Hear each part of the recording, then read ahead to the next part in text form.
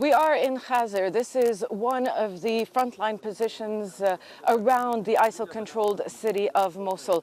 A much-awaited offensive is set to begin. We're waiting for a formal announcement from the Iraqi Prime Minister Haider al-Abadi. There's been preparations for quite some time now for this battle.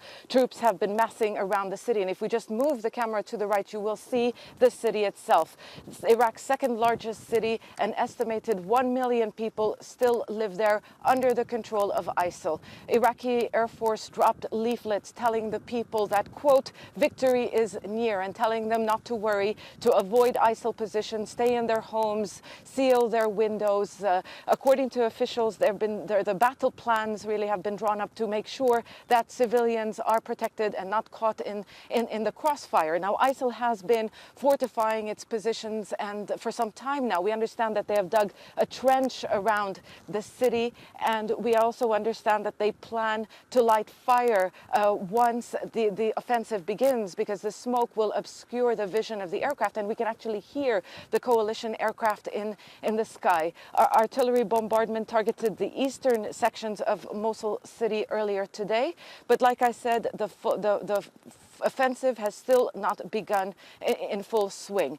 Now, this is a very complicated operation simply because of the mix of forces that are taking part. You have the central government in Baghdad, the Iraqi forces, Iraqi counterterrorism units, and you have the Kurdish Peshmerga who are allied in this fight, but who do have a lot of differences, really. You also have the question of Iranian-backed Shia militias, a very controversial issue because the people of Mosul are mainly Sunni, and they fear that if the Shia militias actually take part and enter the city, they fear reprisals. But what we understand from the government is that they're going to be staying at the perimeter of the city, and they will not be advancing towards the city center. This could be a very long fight, or ISIL could choose to withdraw. It's very hard to say, but it is a complex battleground, a complex operation, and you know, the biggest question is what happens after this battle is over, because this is a test for Iraq's viability as a nation state, whether or not the different communities can come